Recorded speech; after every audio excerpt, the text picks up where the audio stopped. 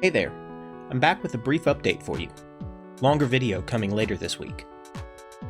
Remember that Sparassis crispa or cauliflower mushroom I spawned to grain a few weeks ago? I showed off its hyper-thin mycelium that tricked me into thinking it wasn't there. If you haven't seen that video and want to watch it first, here's a card with a link. Well, it's still doing its thing, sneaking around as always. Let's take a look. This is one of the fruiting blocks that got cauliflower spawn.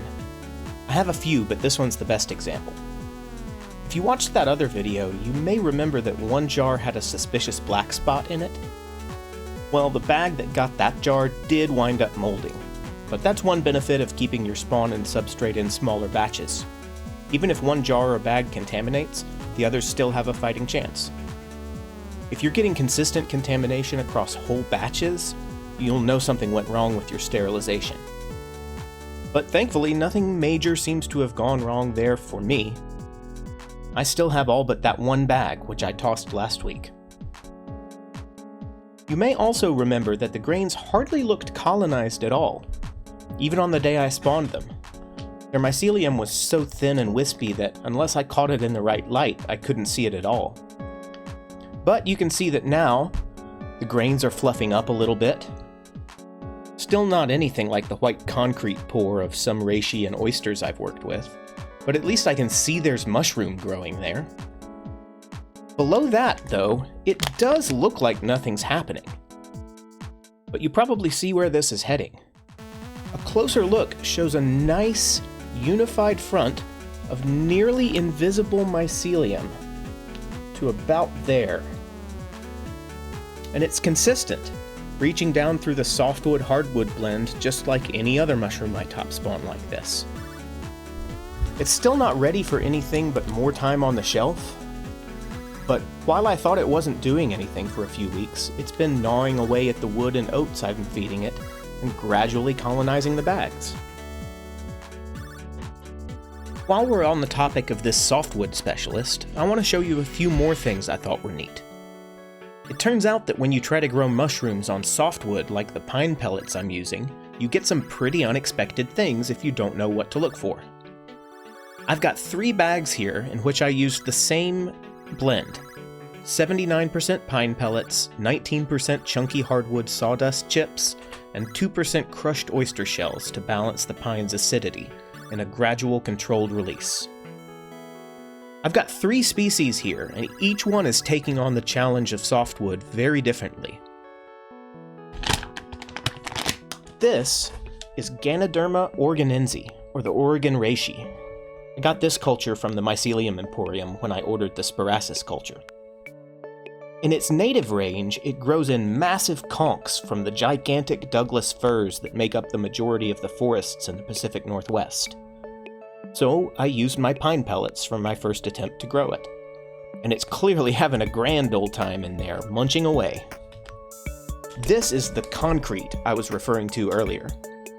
There's no mistaking that there's a mushroom growing in here. It looks like the bag is slowly turning into one giant marshmallow, except it's firm like a ripe watermelon.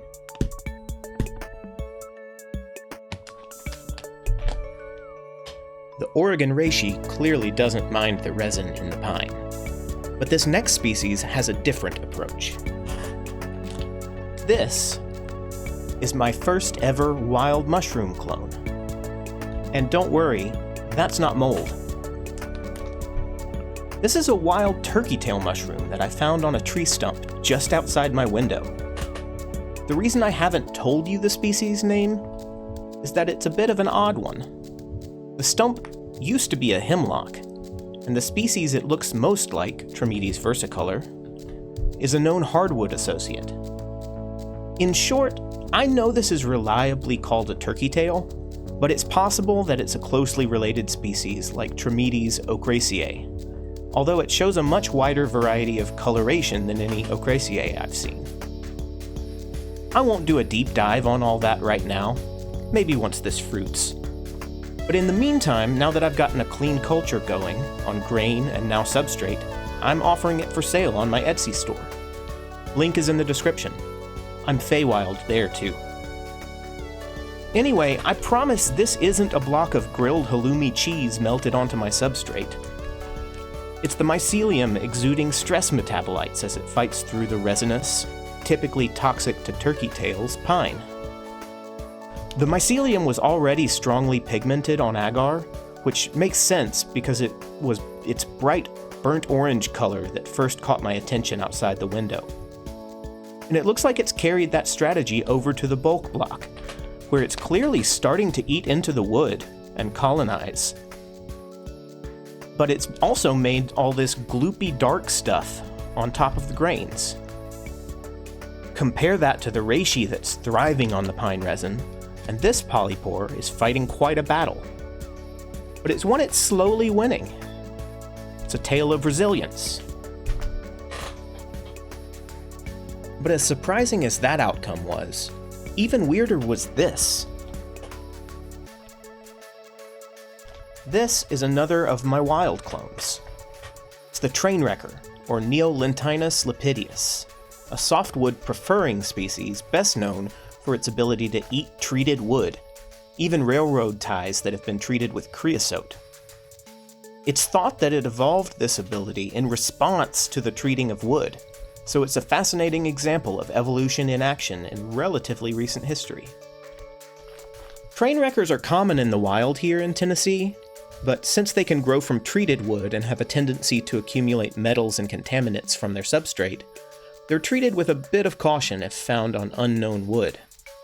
But in a controlled farm environment, I've taken care of that concern, so I'm really excited about these guys. I've found them clean in the wild, and they have a lovely anise cinnamon scent that gives way at cooking to a nice, firm, king oyster-like bite and flavor. This one is younger than the other blocks. I spawned it on February 17th, 2 weeks after the others I just showed you. And that's not mold either. At least I'm pretty sure it's not. It looks like it's making thin, runny black ink, with almost every individual grain in this bag making its own little supply of ichor. Black mold is powdery and slightly filamentous, not thin and runny.